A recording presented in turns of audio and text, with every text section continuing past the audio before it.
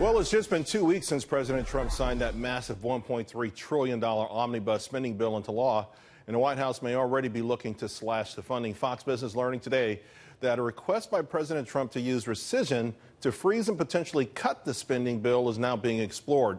Here now to help break it down, Senate candidate and Republican Congressman from Tennessee, Marsha Blackburn. It's always great having you on. Hi, Charles. It's great seeing you. You too. This omnibus thing, we know President Trump had trouble with it. He tweeted out a potential veto of it the same day that he signed it. We know it's been gnawing at him. What do you think the main reason is that he may want to use this rescission option? I think it's because the bill is too big. It spends too much money. It's money we don't have. He understands that we are borrowing this money. We're borrowing about 35 cents on a dollar at this point. And he understands that this puts us in the queue for trillion-dollar deficits. And so in true Donald Trump fashion, he's going to do something about it. And he finds out that he can do rescissions, and he has a window of opportunity to do that. And I think that he will make some rescissions and begin to pare this spending bill down. So, Congressman Blackburn, did he make a mistake here, not unlike the Obamacare replacement, path by relying too much on leadership in the House and the Senate and probably not taking control of this out of the gate? It feels like it got away from him. And then they sold him again on the last day. Everyone's making these phone calls. But it certainly was against everything that he stands for and he ran for. And he has said he wants to pare the spending down and do something about the debt. And he didn't get money for the border wall, which he had wanted, and not as much as he had wanted. But, Charles, I think we have to realize this.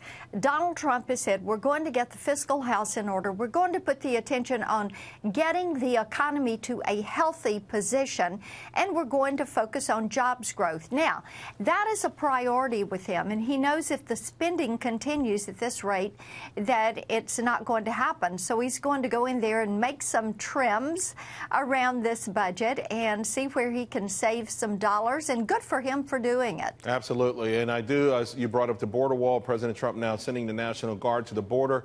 What are your thoughts on this idea?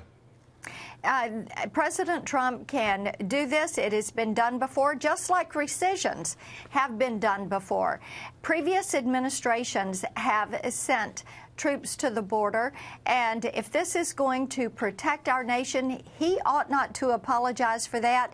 I don't ever apologize for standing for a sovereign nation and standing for us protecting our border and protecting our community and protecting the American people. Right. Speaking of apologies, you were among the first to demand that Mark Zuckerberg come to Congress and explain how now 87 million people may have been duped or taken advantage of. What are your thoughts? He had a big conference call late today. His stock is edging a little bit higher in aftermarkets, and he's starting to admit some mistakes here. What do you want to hear from him?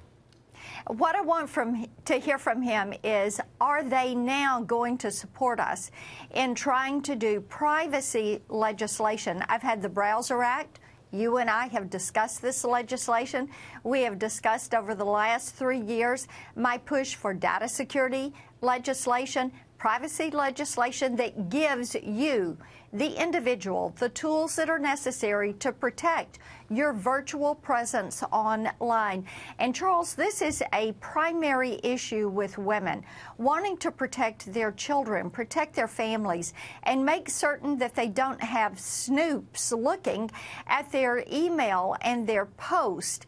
And nobody wants to have somebody looking uninvited at their information online, and people deserve that right to privacy. And I'm fighting for that, just as I've been doing in the past. I hope Mark Zuckerberg is ready to come work with us on this issue. You are well ahead of the curve, and I hope you're spot on this time, and I hope everyone wakes up to it. Congressman Blackburn, and hopefully one day Senator Blackburn, thank you very much. Thanks so much. All right, see you soon.